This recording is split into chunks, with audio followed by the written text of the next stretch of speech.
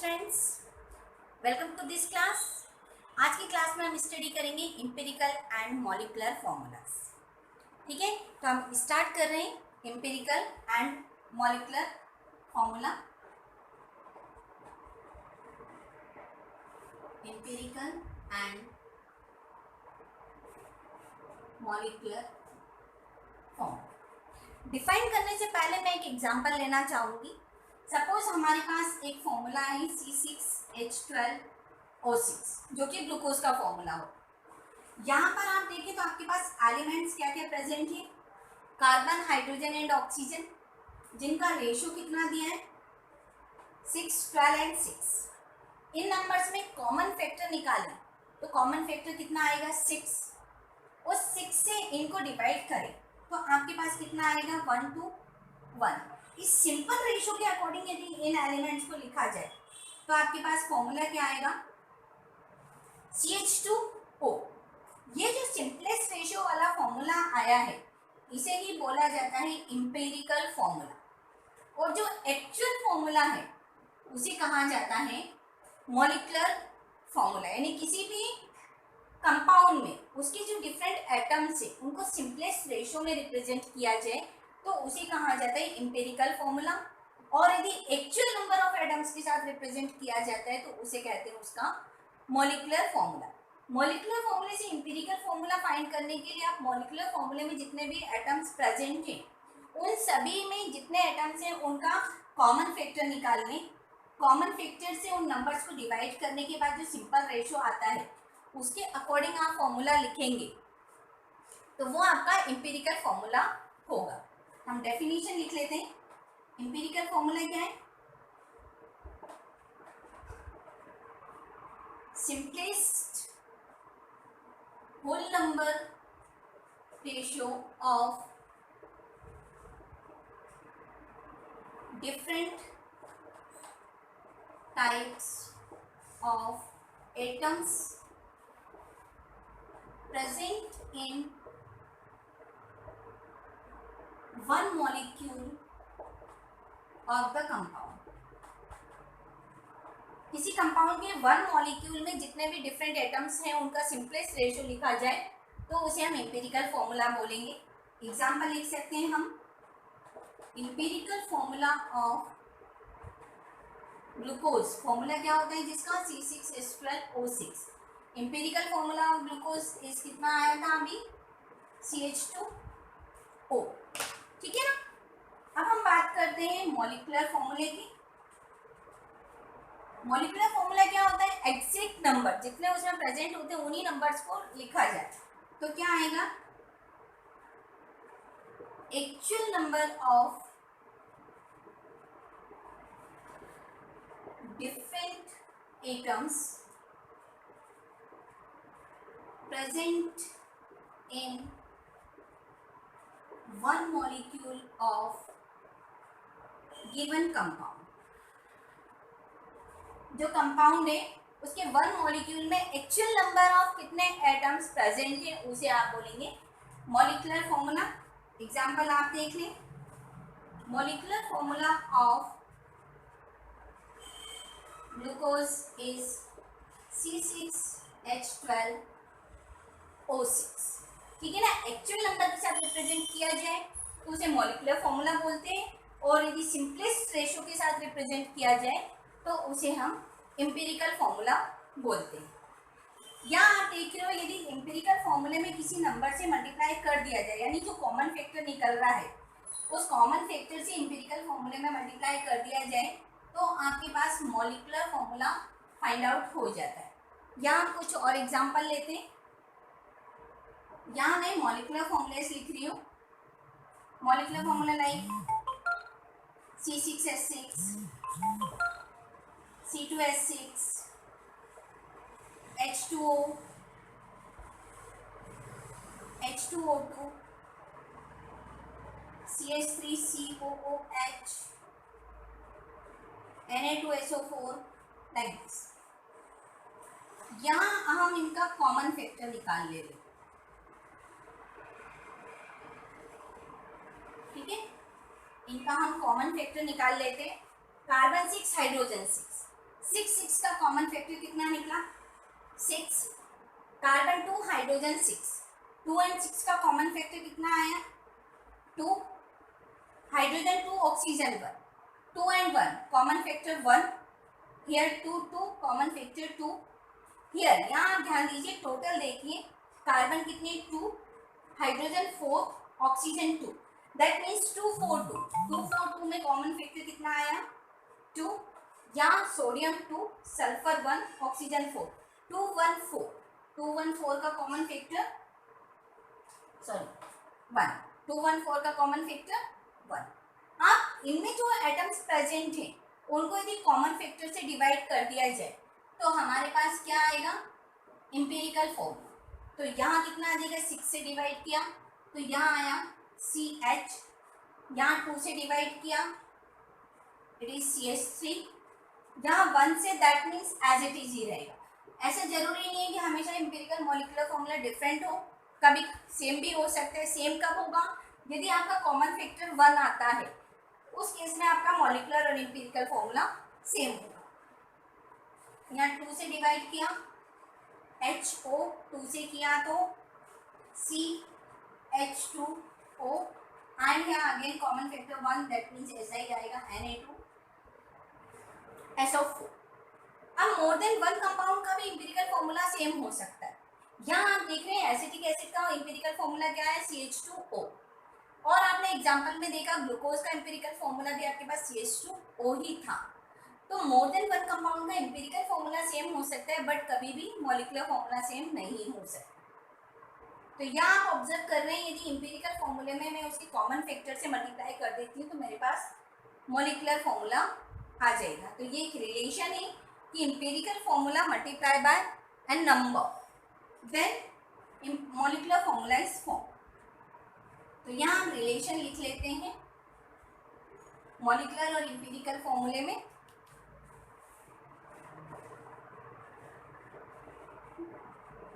Relation between empirical formula and molecular formula क्या आता है आपके पास molecular formula equals to n into empirical formula.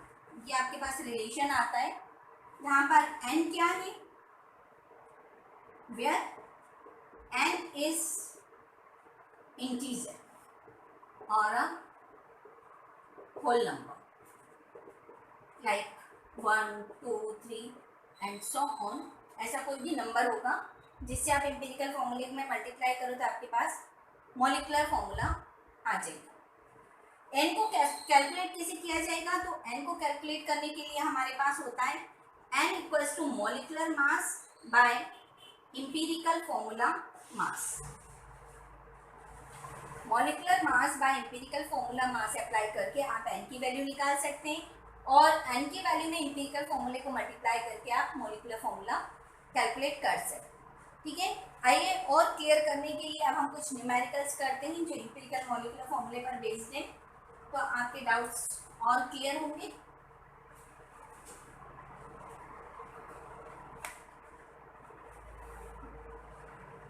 The first question is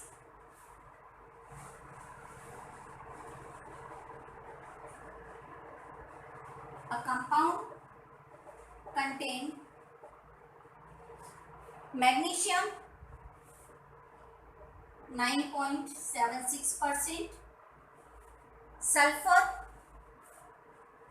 13.01%, oxygen 26.01% and water 51.22%.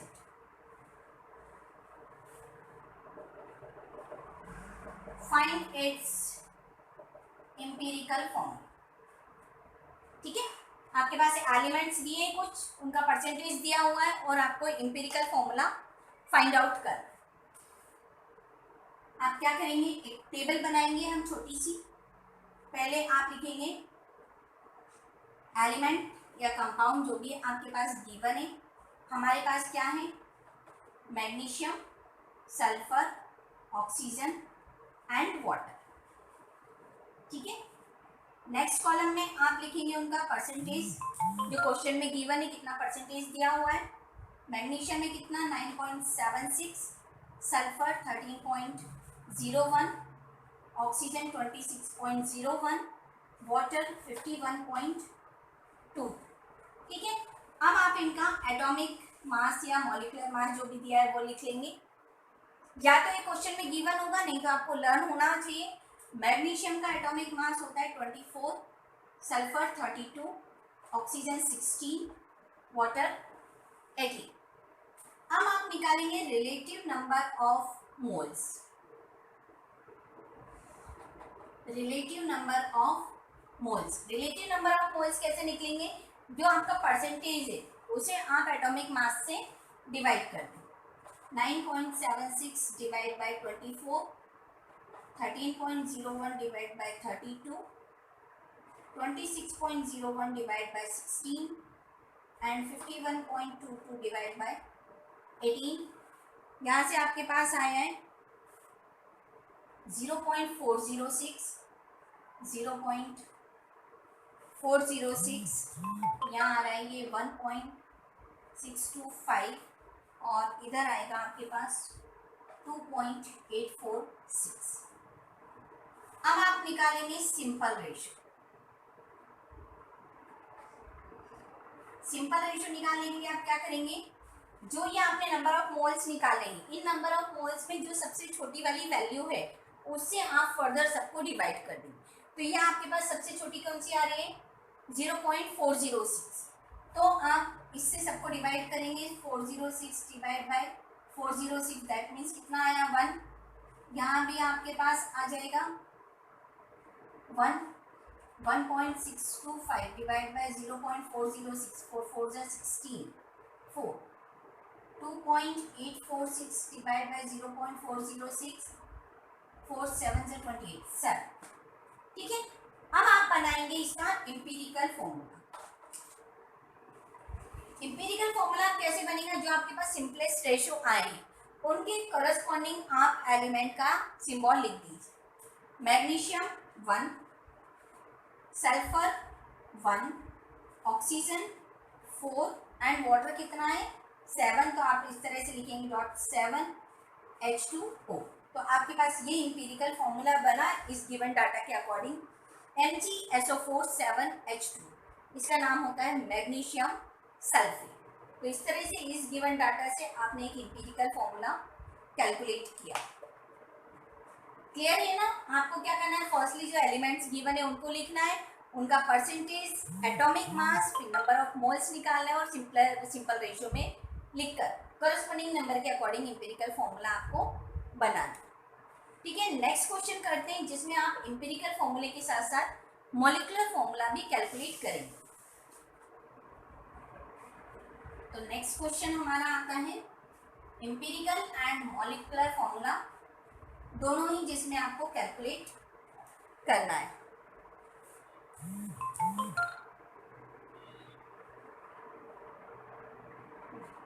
आपके पास दिया हुआ है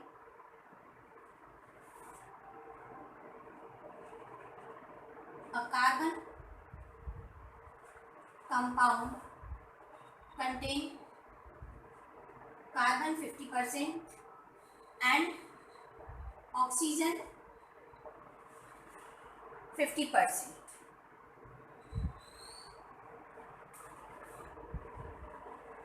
Its molecular mass is 290. Find its molecular formula. ठीक है, आपके पास दो ही एलिमेंट दिए हुए हैं, carbon and oxygen. Molecular mass given है और मॉलिक्यूलर फॉर्मूला आपको फाइंड आउट करना है। तो आपके पास क्या लिखे हम? एलिमेंट क्या है? Carbon and oxygen. परसेंटेज कितना दिया आपके पास? 50-50। एटॉमिक मास कार्बन का कितना होता है? 12, ऑक्सीजन का होता है 16। अब निकालें relative number of moles, that means 50 divide by 12 and 50 divide by 16। इसको निकालिए आप, ये आ जाएगा आपके पास 4.16 और ये आ जाएगा 3.12। अब निकालेंगे आप सिंपल रेशियो। छोटा क्या है आपके पास 3.12, तो 3.12 से डिवाइड करेंगे तो 4.16 डिवाइड बाय 3.12 तो क्या आएगा आपके पास 1.33 और 3.12 को 3.12 से डिवाइड करेंगे तो कितना आएगा 1। अब ये आपके पास सिंपल रेशियो नहीं हुआ क्योंकि 1.3 आ रहा है। 0.3 को तो आप सिंपल रेशियो नहीं कहोगे, तो हमें इसको और सिंपल करना पड़ेगा, दैट मीन जिससे वो होल नंबर में आ जाए। तो 0.3 से ये होल नंबर में कन्वर्ट हो जाए तो हम इसमें किसी नंबर से मल्टीप्लाई कर देते हैं, लाइक हम इसको 3 से मल्टीप्लाई कर, तो 1.33 जा कितना हो जाएगा 3.9, जो कि अप्रॉक्सीमेटली हम उसको 4 लिख सकते हैं। तो हम इसको कर दें सिंपलेस्ट रेशियो, तो हमने इसका सिंपलेस्ट रेशियो निकाला, 3 से मल्टीप्लाई कर दिया तो ये हो गया 4, और 3 से मल्टीप्लाई फिर ऐसा नहीं कि आप एक एलिमेंट में कर दे, जितने भी होंगे सभी में होगा, तो इसमें भी 3 का मल्टीप्लाई हो जाएगा तो ये कितना हो जाएगा 3। ठीक है, तो अब आपके पास पहले क्या आएगा इंपेरिकल फॉर्मूला, तो आपके पास इंपेरिकल फॉर्मूला कितना निकला C4O3, ये आपके पास इंपेरिकल फॉर्मूला निकला है। बट आपको क्या फाइंड आउट करना है मॉलिक्यूलर फॉर्मूला। मॉलिक्यूलर फॉर्मूला क्या कैसे निकलेगा, यदि आप इंपेरिकल फॉर्मूले में किसी नंबर से मल्टीप्लाई करो और वो नंबर निकालने के लिए आपको क्या करना पड़ेगा molecular mass divide by the empirical formula mass.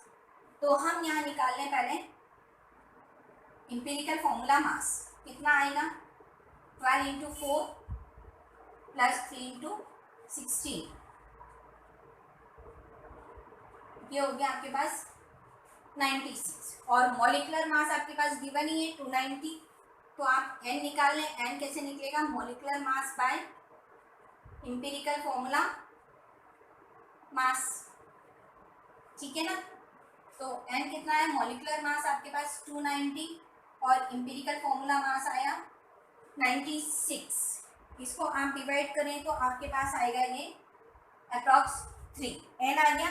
तो अब आप निकाल लें मॉलिक्यूलर फॉर्मूला कितना होगा 3 into empirical formula, 3 into empirical formula कितना है आपके पास C4O3, तो फाइनली आंसर आ गया आपके पास C12O9। This is your answer C12O9 is the molecular formula of given date.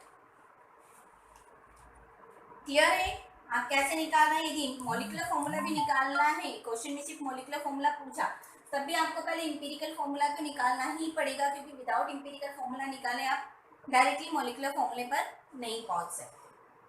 ठीक है, एक और न्यूमेरिकल कर लेते हैं हम। ये चीज आपको समझ में आ रही होगी कि हम कैसे करते हैं। आपको बस गिवन डाटा के अकॉर्डिंग टेबल बनाना है, एलिमेंट्स लिखना है, परसेंटेज लिखना है, एटॉमिक मासेस लिखना है, मोल फाइंड करना है, सिंपलेस्ट रेशियो निकाल कर आप उसका इंपेरिकल फॉर्मूला फाइंड आउट कर लेंगे। तो नेक्स्ट हम कर रहे हैं an organic compound contain an organic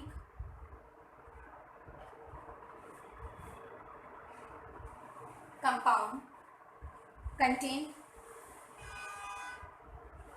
carbon 57.82%, hydrogen 3.60%, and rest is oxygen. If vapor density of compound is 83,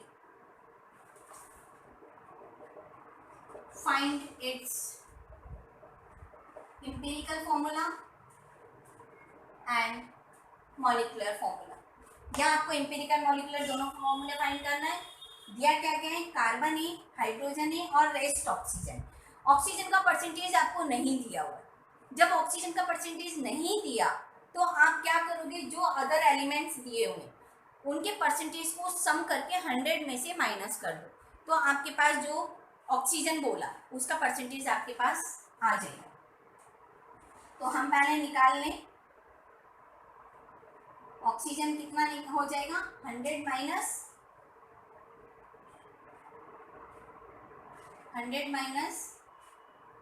57.82 minus plus 3.60। जब हम इसको कैलकुलेट करेंगे तो हमारे पास आएगी ये वैल्यू 38.58। ये क्या है, ऑक्सीजन। तो अब आप वैसे ही टेबल बना के सॉल्व कर लो। आपने लिखा एलिमेंट क्या क्या है, carbon, hydrogen, oxygen. Percentage carbon का 57.82, हाइड्रोजन 3.60, ऑक्सीजन 38.58। ठीक है ना। एटॉमिक मासेस लिख ले, carbon 12, hydrogen 1, oxygen 60।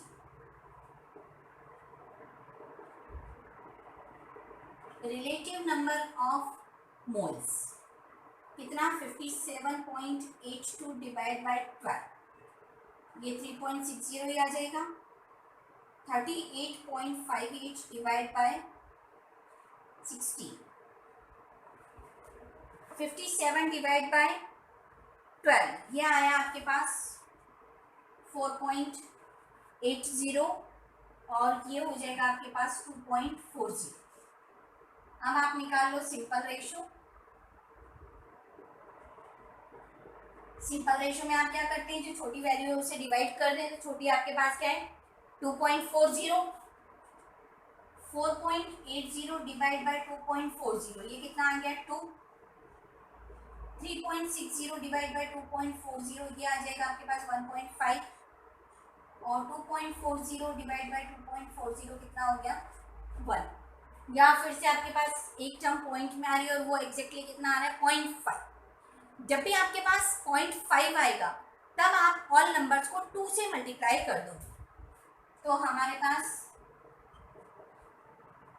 Simplest ratio आएगा, 2 से मल्टीप्लाई कर दे तो ये हो जाएगा 2 2 जा 4, 3 एंड 2। अब इसके अकॉर्डिंग हम निकाल लें एम्पिरिकल फॉर्मूला, ठीक है ना। तो आपके पास एम्पिरिकल फॉर्मूला कितना आया, C4H3O2। Find the empirical and molecular formula. तो एम्पिरिकल फॉर्मूला आपका निकल आया C4H3O2। ठीक है, आप यहाँ तक देखिए, मैं ऊपर का रब कर देती हूँ। यहाँ ध्यान रखना है आपको, वेपर डेंसिटी कितनी दी हुई है 83। ठीक है, यहाँ से मैं इसको रब कर रही हूँ, आगे का सॉल्व करेंगे।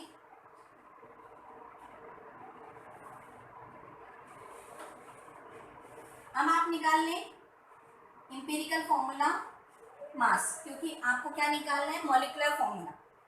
तो ये कितना आ जाएगा 4 × 12 प्लस 3 × 1 प्लस 2 × 16,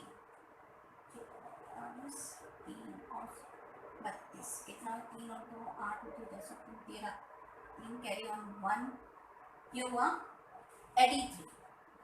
वेपर डेंसिटी आपके पास गिवन है, तो मॉलिक्यूलर मास कितना होता है 2 × वेपर डेंसिटी, यानी 2 × 83।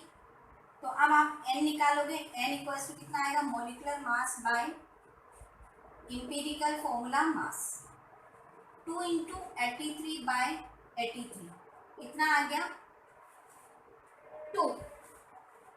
तो आपके पास मॉलिक्यूलर फॉर्मूला कितना हो जाएगा 2 × empirical formula, that means 2 × empirical formula कितना है C4H3O2, that is the C8H6O4.